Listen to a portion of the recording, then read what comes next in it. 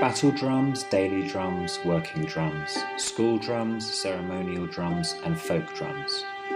I've observed all these things throughout the 6 years I've stayed in Vietnam, and I'm guessing that there must be a strong link between the drums and the life here.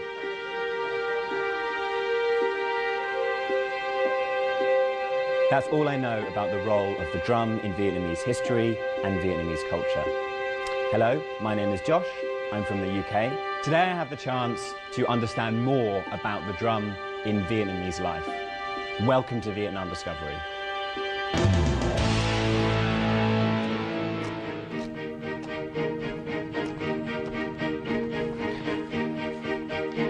Now I'm in Đọi Tam village, about 60 kilometers from Hanoi.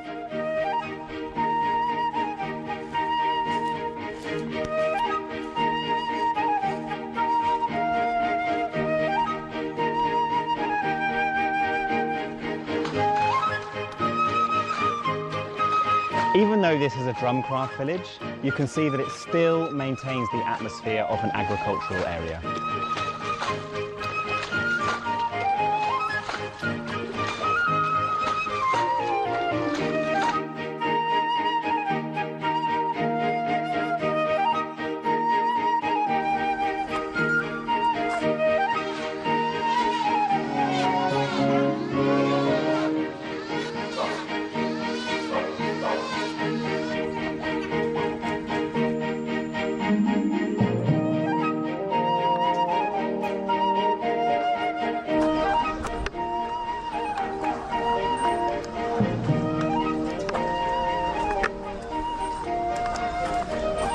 Here I'm surrounded by drum making.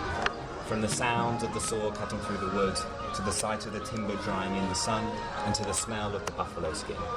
That is the typical atmosphere of Đọi Tam drum village. And then we had a walk around the village, really, really nice, peaceful village. I've been to quite a few craft villages around Hanoi. Actually, this is one of my favorites because it's still really quiet. Many of the craft villages around Hanoi, they've got quite noisy, or maybe there are more factories and things like that. But that hasn't happened here at all. And the main thing is also it's surrounded by a beautiful green countryside. So, you know, you walk just a few minutes in any direction and then suddenly you're in rice paddies. Actually quite a big group of old ladies were sitting there under the banyan tree and under the shrine. Oh, cảm ơn nhé. Yeah. Immediately invited to sit down and to talk to them and to spend time with them. In some ways, I think it's probably quite unique to Vietnamese village culture. It's not the kind of thing that you see in Britain, not normally. You wouldn't see a bunch of ladies sitting around and chatting like that, to begin with, outside. And secondly, it would be unlikely for them to invite a foreigner or a traveller to come and sit down and to enjoy with them. So I feel really lucky, actually. I feel really privileged that I got to experience that. Rồi, Châu đi tiếp. Dạ, cảm ơn các bạn nhé. Dạ. Yeah. That was a really, really warm feeling, and again, it was another opportunity for me to experience the warmth and hospitality of the villagers here.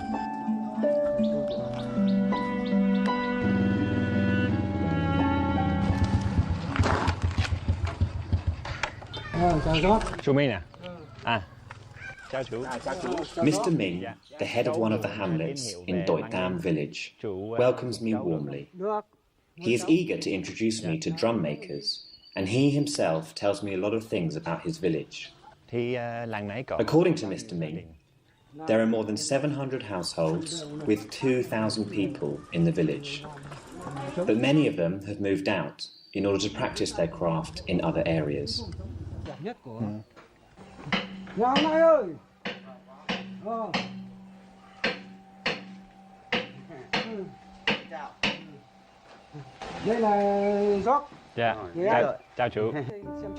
Mr. Lai's family are one of the most experienced in Đọi Tam and are highly respected by the other villagers.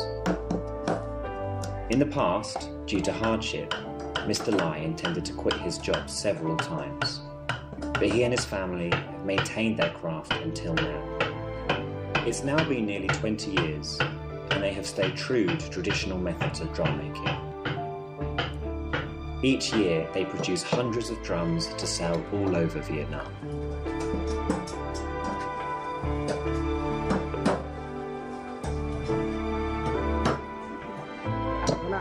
Chú Lai làm nhá.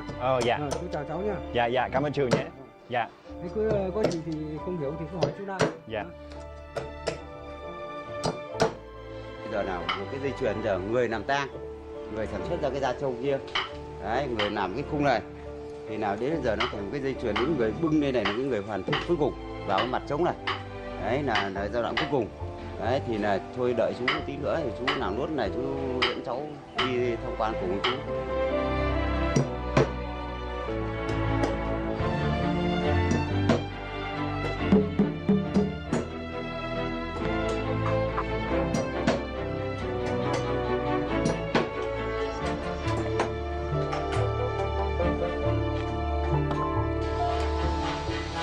Here we are at the very first stage of making a drum barrel. So each drum barrel is made with a number of these rounded planks.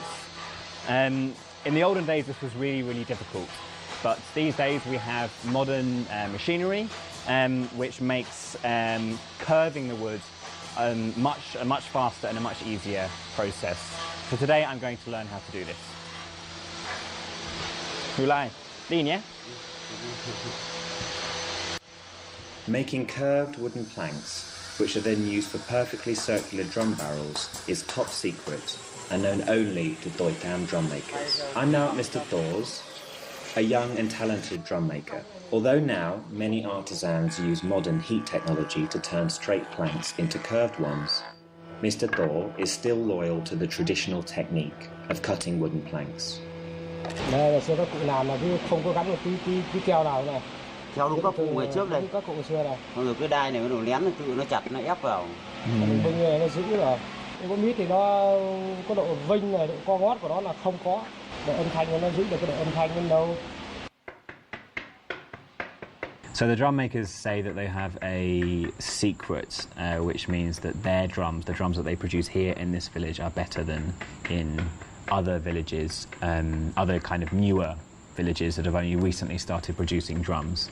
And yeah, they have kind of all of these secrets in putting the wood together and choosing the right wood and cutting it in a certain way and all sorts of things like that. Which is why their drums are at such a high quality compared with other drums that you can find nowadays in Vietnam. When they say that, I completely believe them.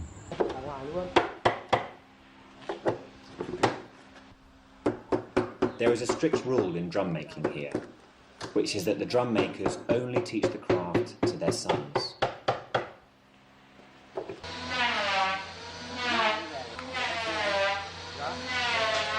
And I've never been to a drum craft village before, and then we were on our way, and immediately you can hear the sounds of the drum. So that's really that was really exciting. Skin processing is perhaps the hardest job in the drum making process. Mr. Quang is one of a few people in the village who still practices this job.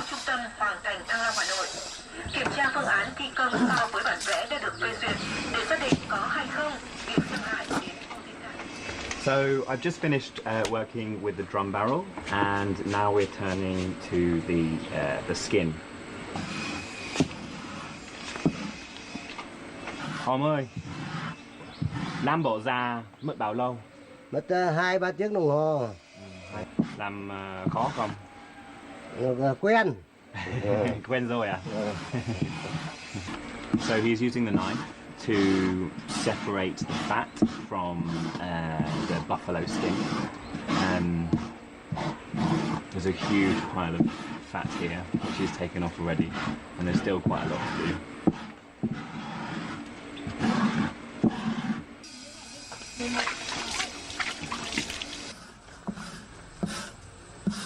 So I've been watching him for a while now, and it's time for me to have a go. Ông ơi, chỗ làm tươi được không? Được. Right down there.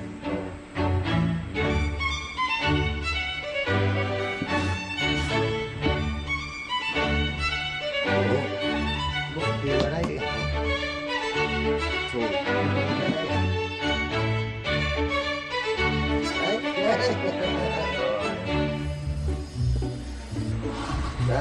Đấy, vừa mất mỏng rồi.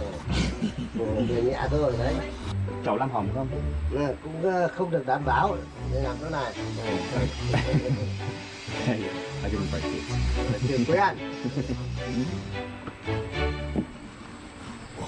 Đấy, được chưa? So I've just been doing this for a few minutes, and my back is already really sore, and I can't think that he has to do this for hours and hours every day.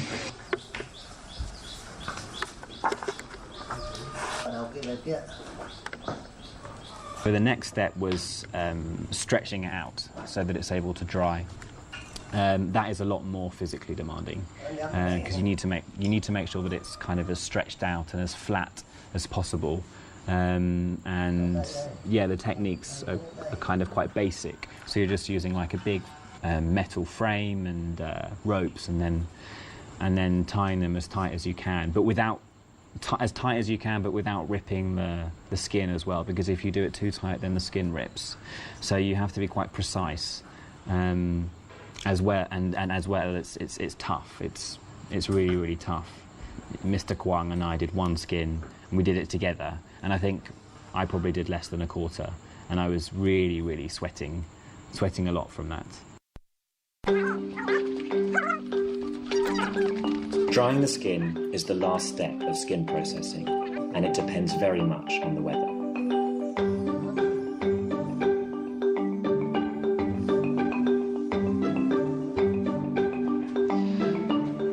So usually you can dry it outside in the sun, but because today's a little bit cloudy,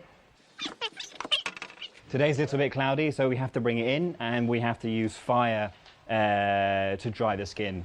You have to do it quickly. If the skin's not dry within 2 days, then it rots, and then it's all for nothing.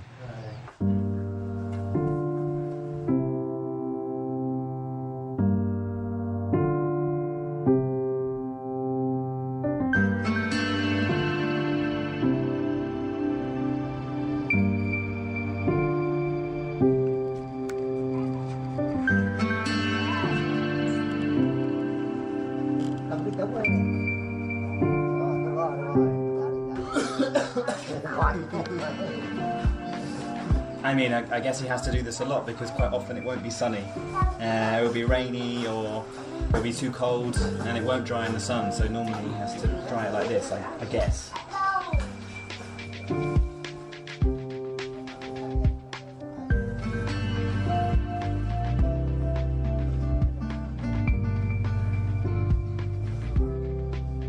So the skin, like this, the skin will take about 12 hours to dry. So by tomorrow morning we should have two dry skins.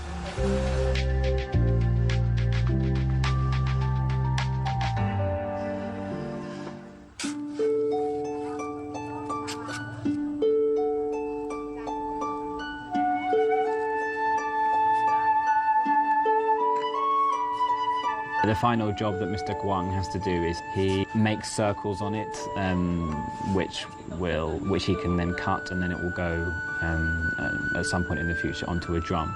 So it's important that he makes as many circles as he can so that he can really maximise his profits. That was the most shocking part of the whole process, and it's because I realised how little he makes from doing this. Để tính vẽ được nhiều thì nhiều tiền. Dạ vâng. Cái này là có con nỗ nãi, nhưng mà cái nãi thì nó không đáng bao nhiêu, nên là các cháu nó không ai theo nghề này cả, chỉ có ông bà già ở nhà làm thôi. Chỗ này được 1 triệu thôi. 1 triệu thôi à?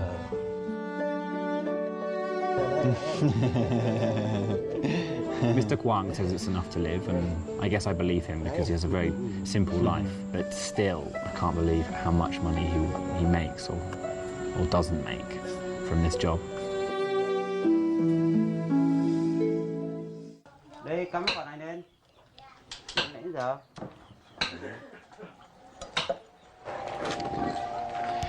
So here we have the skin. After it's gone through all of the preparation processes. This is the final part of the drum making process, which is attaching the skin to the barrel. This is supposed to be the most difficult part, so I'm a little bit worried, I'm a little bit nervous to see if I'll get it right, but okay, I just have to try. Okay, bắt đầu nhé. Bắt đầu đây, có giữ nha, chỉnh cân chống lên dây. Yeah.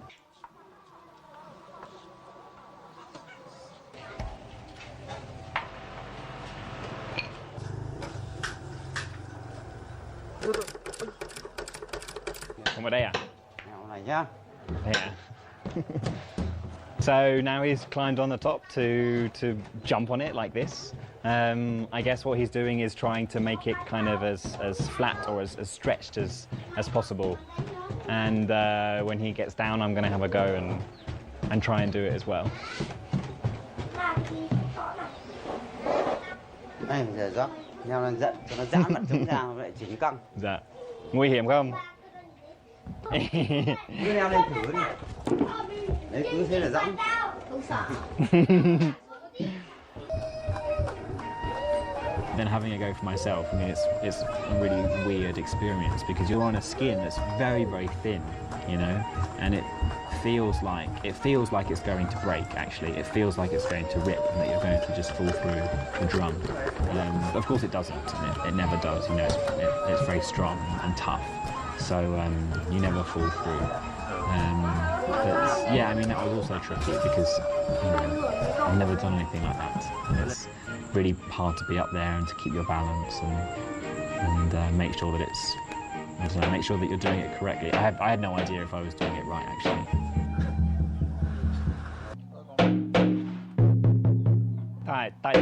Tại sao chưa biết? Mát trống được rồi. Mặt trống nếu mà nó căng ấy thì là có nghĩa lúc bưng lên là do cái tai của mình. Tính tai của mình là biết thế nào là nó căng cái âm thanh như nào. Biết là cái âm thanh giờ không phải cần phải ấn tay cả, nghe ở tai mình là giờ mình làm nghề nó lâu lắm rồi thì giờ mình rút ra kinh nghiệm, mình bưng nhiều trống rồi, mình va chạm rồi thì là tự mình rút kinh nghiệm ra. So this is the traditional methods of attaching the buffalo skin to the wood. You use a bamboo nail which you sharpen and then you bang it in and cut it off. Like so.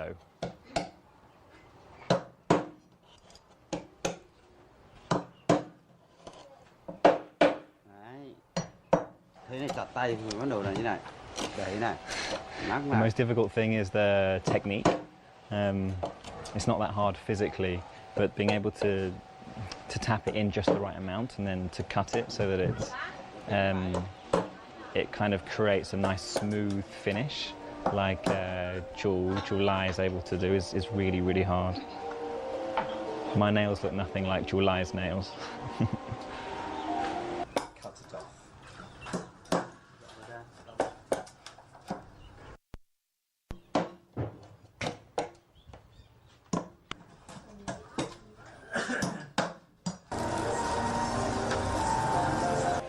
Xong rồi. I think it's amazing, and I think it's amazing that these people have kept this craft going, and it's still going now, even in this modern day of iPhones and laptop computers and whatever. That there are these people who are still producing, you know, really high quality crafts in a very traditional way.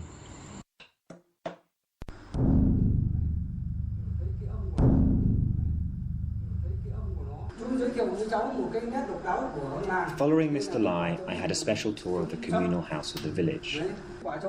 Here I met Mr. Ming again. They shared with me a lot of interesting things about the drums that I never knew before.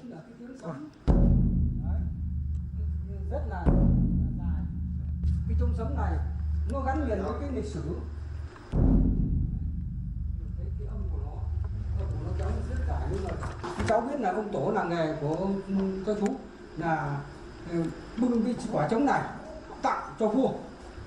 Thế và khi mà vua đánh lên nghe cái tiếng trống nó như tiếng sấm, cho nên là vua mới phong cho ông tổ của làng nghề chú một cái danh hiệu là Trạng sống.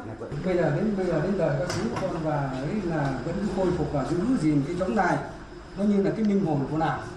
Và mỗi một khi nàng có cái việc gì thì đầu tiên phải được đánh cái trống này để báo cho dân làng biết là cái trống loại đầu tiên là hôm nay là nàng có việc lớn. I'm quite lucky to be in the village the day before the anniversary dedicated to the founder of the craft.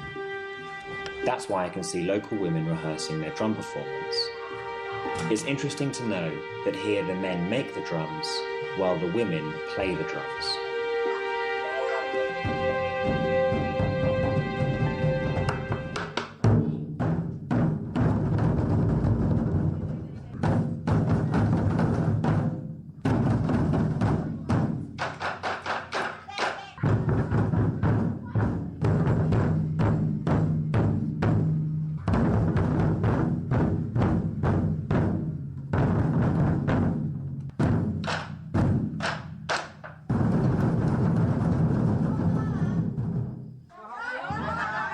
At night, I got to see the rehearsal, where the women were practicing for the festival the following day, and that was really fun actually, because the women, they really kind of relaxed, and the atmosphere was really kind of jovial, which I really liked. And also I got to have a go, which was also really fun. It's funny because when I saw them doing it, when I saw them practicing, I actually thought that it would be really difficult. But it was easier than I expected it to be, to begin with. The lady who was showing me how to beat the drum, I think she was, at the beginning she was quite easy on me, and she was showing me some kind of more simple rhythms, but then it got more and more complex, and then it got harder and harder to follow. And towards the end it was impossible actually to keep it up without watching her and just following her.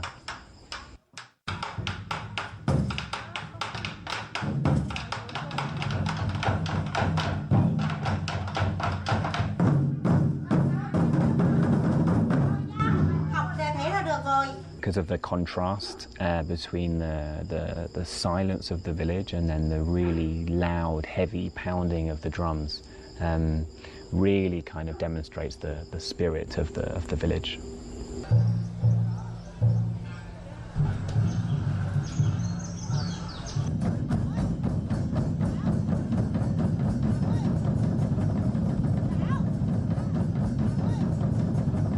The following day, I can see how vibrant the festival is.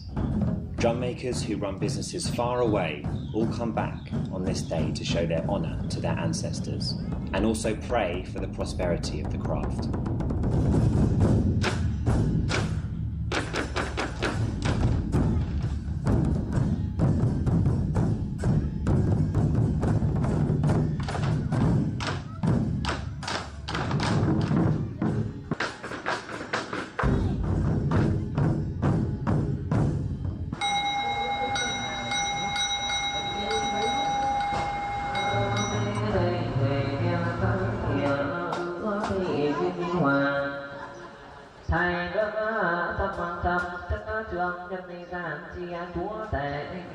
I can see certain similarities with British culture and Vietnamese culture. And I'm from the countryside in Britain, and we sometimes have festivals or parties or village fetes or whatever.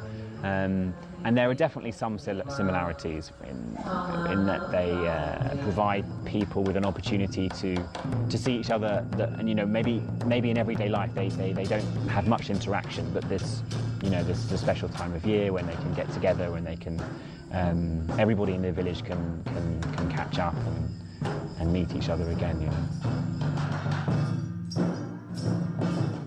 they're really, really interesting to watch that and to watch all of the people and kind of the devotion that they have to keeping their traditions alive.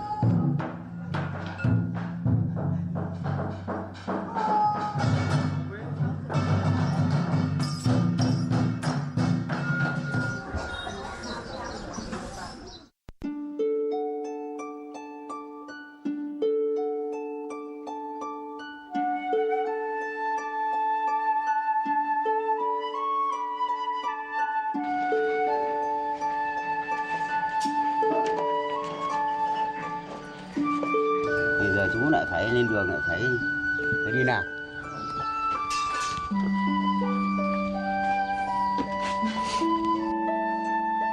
Đọi Tam village now has more than 500 drum makers, but they travel across the country to perform their craft.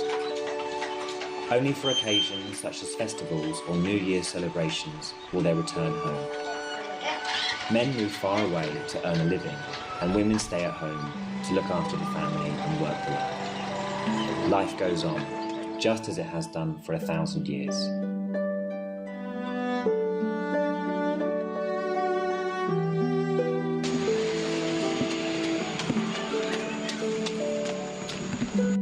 Like all other drum makers in the village, whenever they start a new journey, they will never forget to come to the ancestral worshipping place at the beginning of the village to burn incense and pray.